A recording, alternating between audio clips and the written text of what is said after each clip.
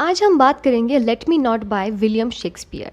इस पोएम को हम सोनेट नंबर 116 नाम से भी जानते हैं। ये एक रोमांटिक लव पोएम है जहाँ पर शेक्सपियर साहब ने सच्चे प्यार को बहुत ही ज्यादा स्ट्रॉन्ग बताया है, जो कभी मरने के बाद भी खत्म नहीं होता। उन्होंने इस पोएम को 1590s में लिखा था और पब्लिश उन्होंने 1609 में किया था। दोस्तों ये पोएम 3 क्वार्टेट और 1 कपलेट में बांटी गई है और इसकी राइमिंग शेम है ABAB CD EFEFGG और उनकी यह पोएम उनके फेमस वर्क में से एक है। दोस्तों विलियम शेक्सपियर जी का जन्म हुआ था 26 अप्रैल 1564 में और उनकी डेथ हुई थी 23 अप्रैल 1616 में। ये एक बहुत ही मशहूर राइटर है इंग्लिश लिटरेचर के। हम जब कभी भी इंग्लिश लिटरेचर की पढ़ाई करते हैं हम कभी ना कभी शेक्सपियर साहब का नाम सुनते हैं और ये बात डेडिकेट करती है कि वो इंग्लिश लिटरेचर में कितने इंपॉर्टेंट राइटर थे और आज भी है, क्योंकि उनके वर्क्स आज भी उतने ही ज्यादा फेमस है जितने की हुआ करते थे। दोस्तों उन्होंने अपनी पूरी जिंदगी में इंग्लिश लिटरेचर को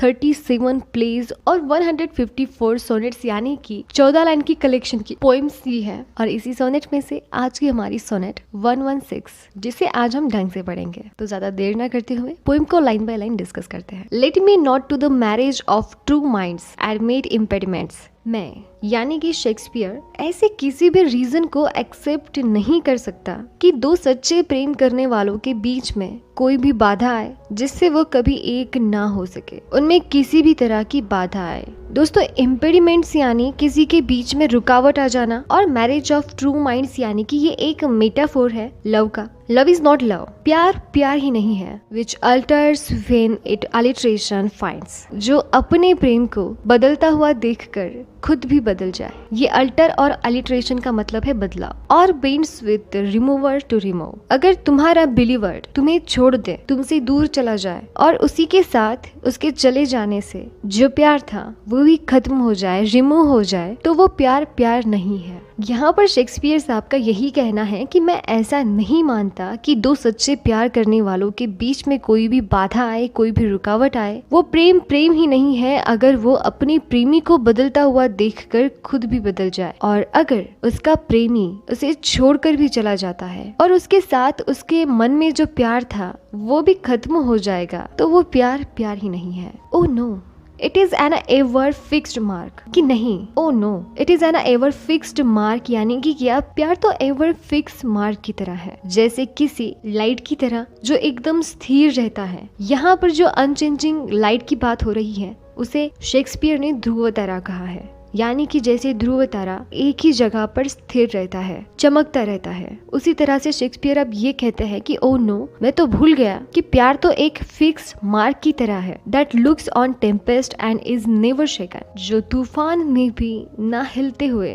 चमकता रहता है। यानी कि प्यार इस तारे जैसा है जो कि हमेशा चमकता रहता है और एक जगह पर स्थिर रहता है, जो कितना भी बड़ा तूफान आने की वजह से नहीं हिल पाता और उस वजह से उसकी चमक भी कम नहीं हो सकती। वो हमेशा चमकता रहता है और एक जगह पर स्थिर रहता है। It is the star to every wandering bark. प्यार उस भटकती हुई नाव को सही रास्ता दिखाती है। Whose words unknown, although his height be taken, हालांकि इसकी ऊंचाइयों को जरूर नापा जा सकता है।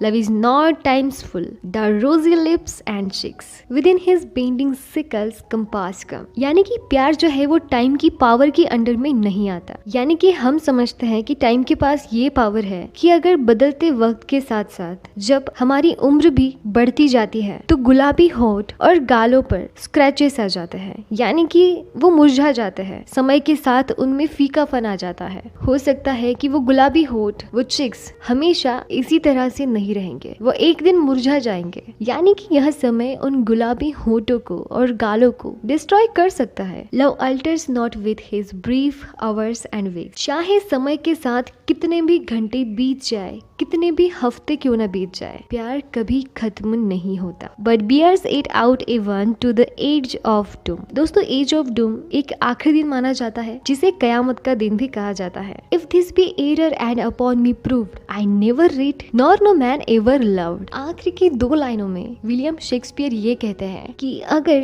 इस बात में कोई एरर निकले जो मैंने इस पोएम में लिखी है, तो बेशक मुझे कोई गलत साबित भी कर सकता है, और अगर ऐसा किसी ने प्रूफ करके दिखाया, आई नेवर रीड, मैं ये समझूंगा कि मैंने अपनी जिंदगी में कभी कुछ भी लिखा ही नहीं, nor no man ever loved, और इस दुनिया में किसी भी इंसान ने किसी व्यक्ति से कभी प्यार किया ही नहीं। दोस्तों, इसी के साथ ये पोएम खत्म हो जाती है। आज के लिए बस इतना ही।